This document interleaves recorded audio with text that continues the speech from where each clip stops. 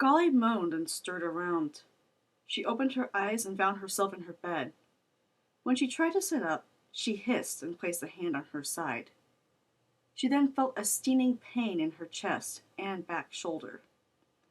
Tahu rushed in and stopped. He had a look of relief on his face. Sister, are you well? Sort of. What happened? I remember hearing thunder. I think I felt it too. Then, nothing. She looked back down at her wounds. A human stabbed and shot you, Gali. We almost lost you.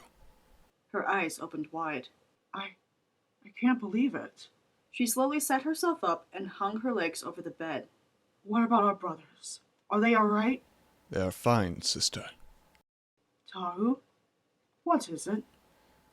Well, Lewa came up with a plan.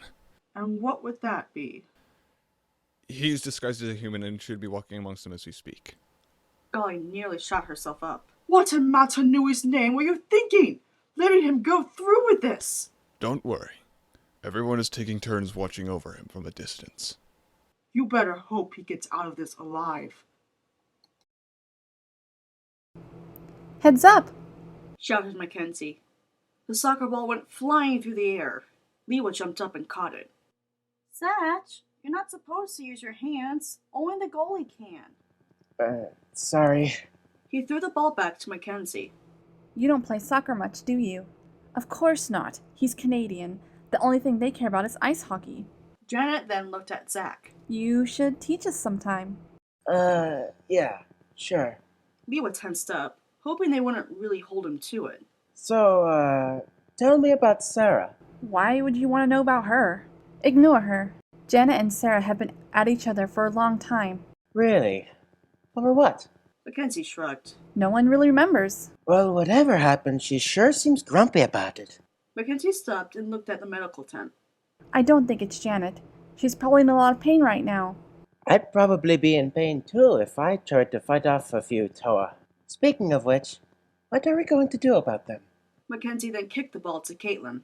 Don't know. BJ's in charge, so it's up to him. Oh. But one thing's for sure, everyone has to do chores. Lewa leaned back against a log and rested after a long hour of gathering firewood. Janet approached him with something in her hand. Here. Lewa took it and examined it. It's a sandwich. Lewa still wasn't sure what to do with it until he saw the others eating theirs. He figured it wouldn't hurt to try it, but he noticed everyone chewing his or her food. There really wasn't any way to hide his ability to absorb it, so he took a deep breath and took a bite. Slowly he chewed, feeling a little disturbed at the texture of peanut butter and jelly in his mouth. The flavor, however, was worth it. He then tried swallowing. The food vaporized as it went down his throat. It was a relief, but he realized he would have to repeat the experience again and again. BJ and Mr. Patrick sat on the opposite side of the fire eating. Lewa saw this as the perfect opportunity to find what he wanted to know. So, you guys are in charge, huh? Mr. Patrick pointed over to BJ. He is. I'm a teacher. Lewa tilted his head to the side. Okay. Do we have any upcoming plans? Right away, BJ gave him an odd look. Well, Mark and I are going out to gather resources tomorrow. You want to come? Lewa shrugged.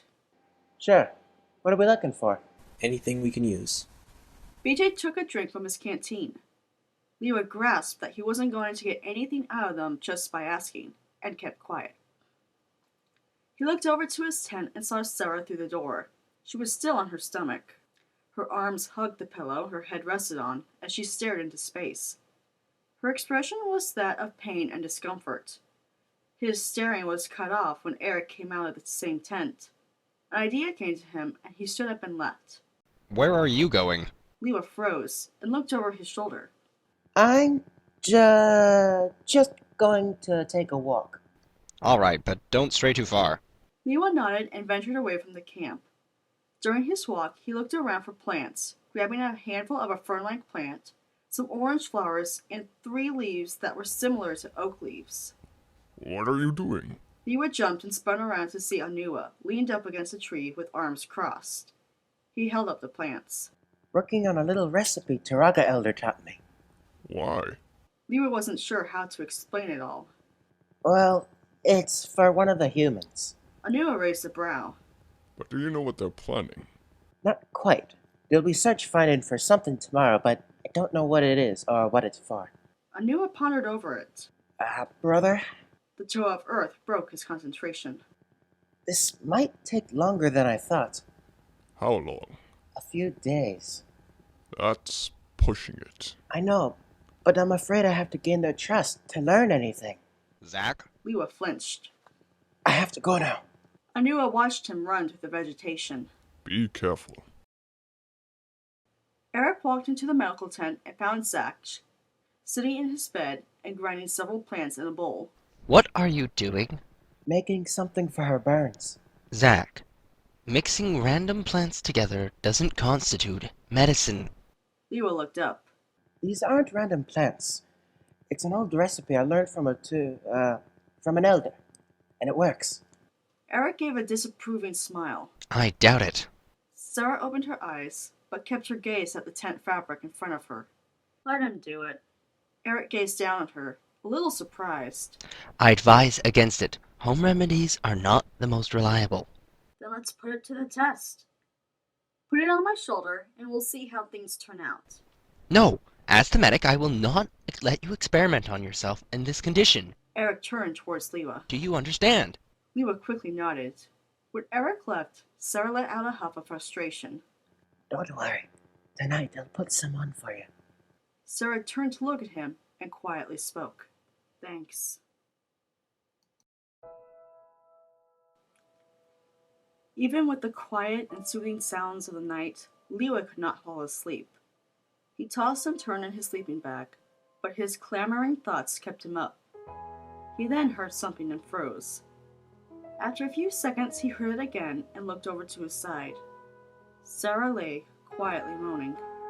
She stirred around in her bed, only to moan some more and return to her original position. Soon, the moaning became sobbing. Sarah buried her head in her pillow and wept. Lewa kept still, making sure she didn't know he was watching. Guilt swept over him, and he felt he had to do something for her pain. For several minutes he sat and waited until she cried herself back to sleep. He quietly got out of his sleeping bag and looked at Mark. He was sound asleep as well. Lewa then closed the tent door and deactivated the Kanohi Mahiki. He shifted back into his Toa form and placed the palms of his hands close to each other. A soft green energy began to form between them and grew. He used only a small part of his energy, as he would be too tired in the morning to do anything using all of his healing powers. With so little powers to use, he focused it onto the shoulder that he placed the ointment on earlier that night. When finished, he reactivated the Kanohi and went back to bed. He didn't notice Mark staring straight at him with a cross look. Brothers, where are you? Asked Gali. She walked upriver to the place where she was attacked. The forest was unusually quiet. Right as she was about to call out again, several large bangs filled the air. Birds squawked and flew out of the trees. Gali recognized the sound and ran. When she reached the waterfall, she stopped and gasped. All 6 of her brothers lay dead on the ground. Each one had a hole in their chest armor, with blood oozing out. She stood still in shock. Her legs wobbled as she grasped it all. Suddenly, there was another bang. She felt something punch her through the chest, and she stumbled backwards before falling onto her back. She gasped and placed a hand on her wound. A human walked up to her, one that she didn't recognize. He had dark black hair with sickly green eyes. In his hands was a rifle. Makuta! Hello, Gali. He pointed the rifle to her head. And goodbye. Gali nearly screamed as she jolted out of bed. The Toa of Water took a moment to calm down and looked around. It was just a dream. She then stared out the window. The thought of everyone being killed off was horrifying, but the question remained, was it a vision or her imagination? Lewa shoveled in his sleeping bag, trying to get a few extra minutes of sleep. while he heard BJ, Eric, and Mr. Petrick conversing around the campfire. Half asleep, his mind focused in and out of the conversation. He finally opened his eyes and saw Sarah sound asleep. Lewa smiled softly before looking at his hands. His eyes went wide.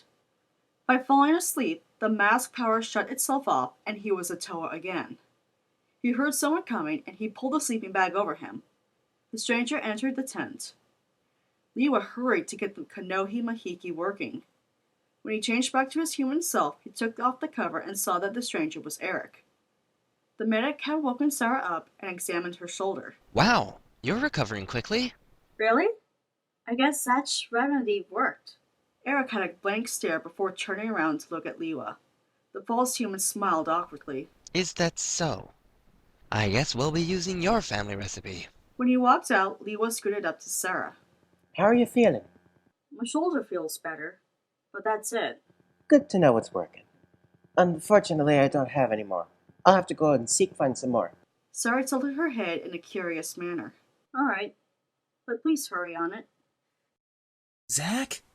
Lewa stared at the tent door and then nervously back at Sarah. Be right back. He walked out and found BJ and Eric on the other side of the camp, wearing backpacks half empty. A canteen or two hung off each one. BJ held a rifle in one hand and an empty backpack in the other and handed the pack to Lewa. You were going to help us gather resources. Remember? Lewa almost cringed. Oh, that. Well, I was... Zach, we really need everyone to pitch in. Lewa held his head low and took the backpack. Mark came out of the tent and strapped his backpack on. Alright, so we're going to scout east for most of the day, and hope to be back here by sunset.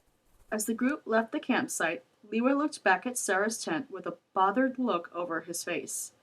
But as they walked, he noticed that they passed some of the plants he needed. So he slipped his way to the back of the line and gathered the plants along his way. Within an hour, his pack was half full with medicinal plants. A few hours later, the group found another stash of crates. Lewa stood several feet away, observing them as they opened up the containers and pulled out the contents.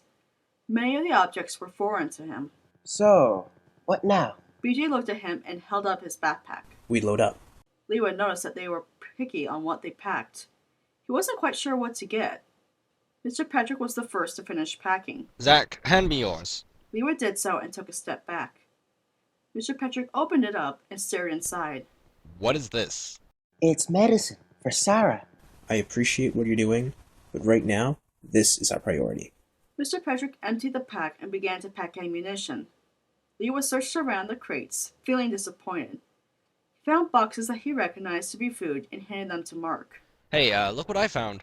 Mr. Petrick smiled as he held up a camera. There are quite a few batteries here, too. Maybe we can make a video blog. BJ cocked a brow. Why? The teacher shrugged. When we get out of here, we can show the world. Or look back on it, or something. Mark tilted his head with intrigue. Teach me how to use that and I'll take care of the chronicling. Mr. Petrick smiled and handed the camera over to Mark. Lewa became a little uneasy at this. What is this deed they are going to do that they are so eager to record in their history? A soft rustle caught his attention. Lewa looked to his side and could barely make out Kopaka in the distance. The noise caught BJ's attention as well. The pilot's eyes shot wide open. Get down! Lewa ducked down and covered his head while BJ aimed the gun and opened fire. The Toa of Ice immediately scrambled away in the thick underbrush. BJ kept firing short bursts of rounds until he heard a loud yelp. Lewa cringed his teeth, knowing that Kopaka was hurt, or worse. When the firing stopped, Lewa slowly turned around to look at BJ. Both the pilot and the teacher were a little shaken. Everyone head back to camp. I'll finish this. Lewa jumped to his feet in panic. Wait, He stopped himself for a moment and tried to figure out what to say next. I'll do it. BJ ran past him. That's not up for debate. As BJ disappeared into the vegetation, Lewa took in a deep breath and ran after him. Zach, come back here! Lewa ignored him and kept running. Instead of catching up to BJ, he shifted back to his Toa form and snuck into the canopy. From his vantage point, he found Anua helping Kopaka get back on his feet. It was a relief to know his brother was still alive, but he saw BJ closing in on them. Lewa activated the mask again and created an illusion. When BJ pushed through a large fern, he nearly jumped back from seeing the Toa of Ice appearing dead on the ground. He crept up to the body and took a good look at it. It wasn't breathing, but he wasn't going to take the chance. He pointed the gun at his head and fired. Lewa jumped as the shot rang out, while the real Kopaka and Anua froze. Appearing satisfied, BJ walked away from the body. Lewa sighed in relief and flew back to the ground. He then changed back into Zatch and made his way back to the group.